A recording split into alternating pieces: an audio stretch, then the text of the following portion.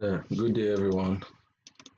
I'm here for a presentation on a note on distributed computing computing, written by Jim Waldo and others, presented by Innocent Asevameh. The abstract. They argue that objects that interact in a distributed system need to be dealt with in a way that an intrinsically different form that an intrinsically different form objects that interact in a single address space. The difference are required because the distributed system require that the programmer be aware of the latency. That is the have a difference model of memory access and consider issues of concurrency and partial failure. They look at the several distributed systems that have attempted to paper over the distinction between local and remote objects and show that such a system failed to support basic requirements of robustness and reliability. This failure have been masked in the past by the small size of distributed systems that have been built, but in the future it's not going to be possible. The masking is not going to be possible. They also have a detailed discussion of what is required of both system and application level programmers and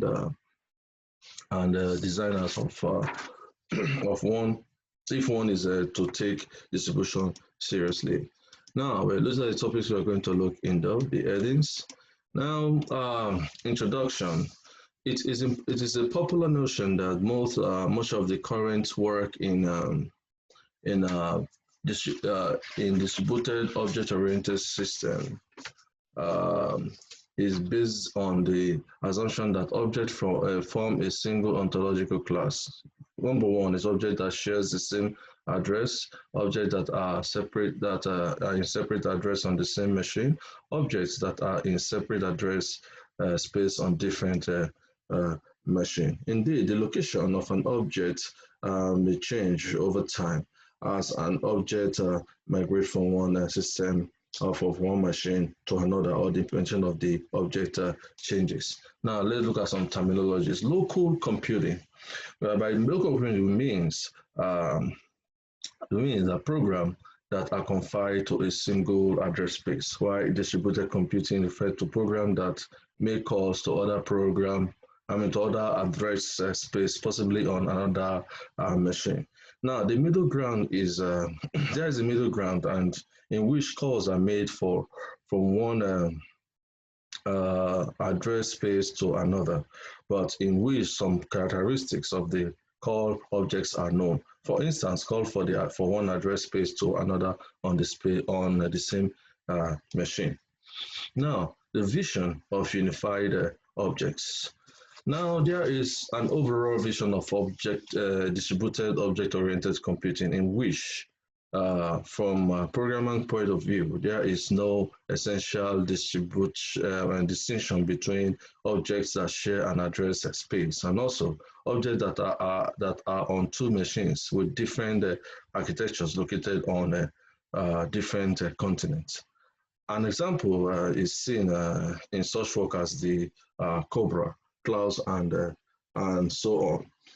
In such system, an object, whether local or remote, is defined in terms of a set of interface declared in the interface definition language. So it is implicit in this vision. Implicit in this vision is that the system will be object all the way down. That is, all current invocation or local or kind of calls for system services will be eventually converted into calls that might be on an object residing on some other machines. Now, in actual practice, of course, a local member function call and a cross-continent object invocation are not the same. So this ends for the vision is that developers, writes their application so that the objects within the applications are joined using the same programmatic glue as objects. because, or between the objects, but between the application, I mean to say, but it does not require that the two kind of glue be implemented the same way. For example, Microsoft objects linking and embedding to typical RPC. Now we are going to look at the three phase of writing a distributed application in this model. The first phase is to write the application without worrying about objects, without worrying where objects are located and how their communication is implemented. The second phase is to tune performance by concretizing objects, location, and communication methods. The third is to, and final phase is to test and rebullet as to test what you've actually done. And a central part of the vision is that if an application is built using object all the way down in a proper oriented fashion, the right fault point at which to insert process or machine boundaries will emerge naturally. But if you initially mark the wrong choices, they are very easy to kind of change. Now let's move to the next slide. Yeah, premise of this vision. This vision is centered around the following principles that may at first appear plausible. One, there is a single natural object-oriented design for a given application, regardless of the context in which the application will be deployed. Number two, the failure and performance issues are tied to the implementation of the components of an application, and consideration of these issues should be left out of an initial design. And the third, the interface of an object is independent of the context in which that object is used. Unfortunately, all these principles are false and they do not hold. Now, deja vu all over again. Now, the desire to merge the programming and computational model of local and remote computing is not new. Communication protocol development has kind of tend to follow two paths. The first part is emphasize integration with the current language model. The second part emphasize emphasize the solving the problem inherent in distributed computing. The fallout of this path is this: one by one, the language has been the least influential of both of the two parts due to the size of the distributed application. And looking at the programming interface by the language camp, they observed that the programming model in use are no longer in vogue. This leads to the development of language and protocol, which leads to the birth of a new distributed computing system that are in tandem with the latest programming model. Years after, the increase in distributed application is as significant as expected, and the cycle starts all over again.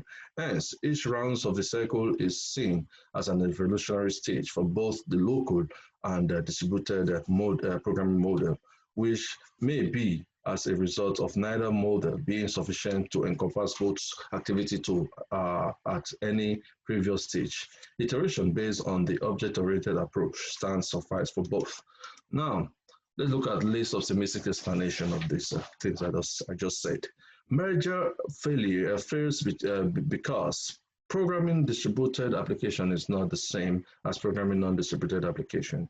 Just making the communications paradigm the same as the language paradigm is insufficient to make programming distributed programming programs easier. Now, the hard problem is that, in distributed computing, dealing with the partial failure and the lack of a central resource manager, ensuring adequate performance and dealing with problems of consistency, differences in memory access paradigm between local and distributed entities. And note that a perfect programming model of a complete transparency between fine-grained local language level objects and large-grained distributed objects will not be large if this problem have not been totally addressed. Now, the way forward is one, addressing interesting and profitable work, interesting and profitable work need to be done at a much higher level than of fine-grained object integration. Providing developers with tools to manage this complexity of handling the problem of distributed application development is also a key thing to take a look at. Now, differences between local and distributed computing. Now, look at the latency. It is the most obvious, but the least fundamental. Here, the differences between them is currently between 4 and 5 orders of magnitude, and this is likely to be the worst, given the way the process and network latency space changes. Now, take for instance, ignoring the differences in this time, in the time it takes to make a remote object's invocation and the time it takes to make a local object invocation is to ignore one of the most or major design areas of an application. Now, way forward, the vision outlined earlier provided answer to this objection. The answer is in two prongs. One, the first prong is to rely on the steadily increasing speed of underlying hardware to make the differences in the latency irrelevant. Number two, to rely on or to admit to the need for tools that will allow one to see that the pattern of communication is between the objects that make up an application. Therefore, in a nutshell, the difference in latency between local and remote call, because it is so obvious as being the only difference that that's most seen between the two, and as tend to mask the more irreconcilable differences. Now, memory access, in the other end,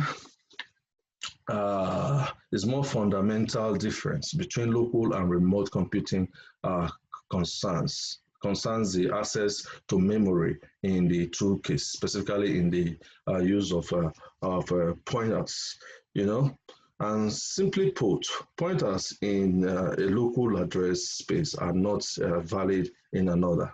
So for successful preparing over these two choice exists, either all memory access must be controlled by the underlying system, or the programmer must be aware of the different type of access, local and remote. There is no in between. You're either here or there. Now, ways of eliminating memory access difference. Provision of distributed shared memory using the object-oriented mode to the fullest and requiring the developer to build an application with objects all the way down.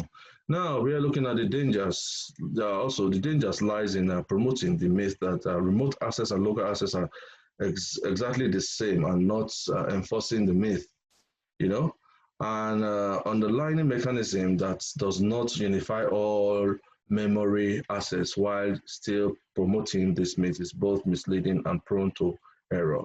The alternative is to explain the difference between them, making the programmer aware that the remote address space access is very different from local address space access.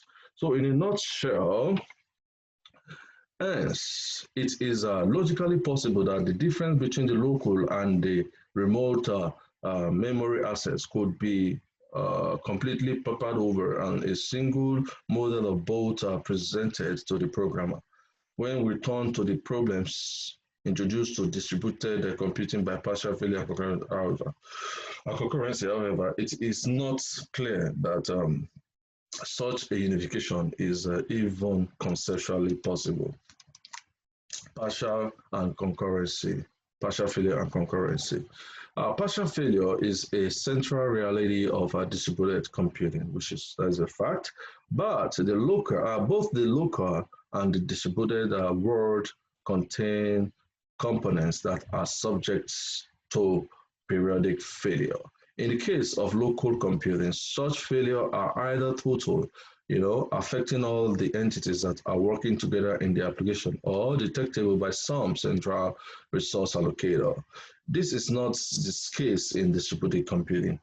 where one component can fail while the other continue working.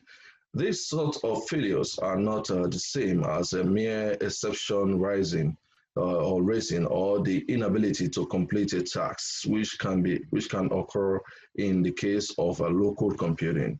A central problem in distributed computing is ensuring that the state of the whole system is consistent after such a failure. This is a problem that simply does not occur in a local computing. Now, let's look at some concerns. Take a look at some of the concerns that were raised by them in this paper is that what is the price of making remote method invocation identical to local method invocation? One of the two paths must be chosen if one is going to have a unified method. Number one, the first part is to treat all objects as if they were local and design all interface as if the objects calling them and being called by them were also local. Now, the other part is to design all interfaces as if they were remote. This is the semantics, and that is the semantics and the operations, and are all designed to be deterministic in the face of failure, both total and partial. In concurrency, distributed objects by their nature must handle concurrent method invocation. The same dichotomy applies if one insists on a unified programming model. Either all objects must bear the weight of concurrency semantic, or all objects must ignore the problems and have and hope for the best when distributed. Distributed system by its nature introduce through asynchronous operation invocation.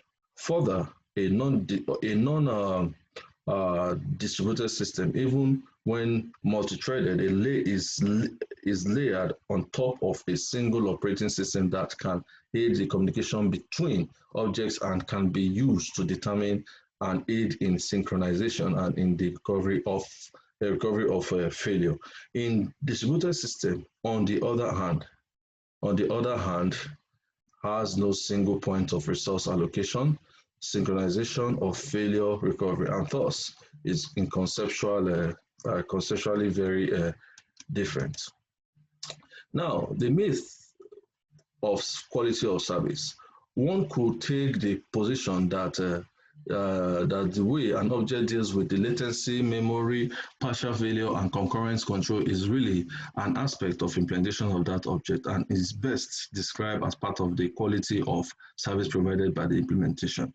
Different implementation of an interface may provide different level of reliability, scalability, or performance. If one wants to build a more reliable system, one merely needs to choose more reliable implementation of the interface making up the system. Vital questions we need to ask is the design of any kind of operation. What happens if the client chose to repeat this operation with the exact same parameters as previously? What mechanisms are needed to ensure that they get the desired semantics? Now, the lesson we've learned so far from the NFS is that, we do not need to look far to see the consequence of ignoring the distinction between local and distributed computing at the interface level. Some distributed computing file system is an example of a non-distributed application programmer interface, API, open, read, write, close, re-implemented in distributed way. The NFS opens the door to partial failure within a file. It has essentially two modes for dealing with an inaccessible file server. Soft mounting, which has to do with exposed network to or server failure to the client, and hard mounting means that the application hangs until the servers comes up. Now, the limitations on the reliability and robustness of services has nothing to do with the implementation of the part of the system. There is no quality of service that can be improved to eliminate the needs for hard mounting NFS volumes. The problem can be traced to the interface upon which NFS is built an interface that was designed for non-distributed computing, where partial failure was not possible. The reliability of NFS cannot be changed without a change to the interface, a change that will reflect distributed nature of the application. Now, fact about NFS.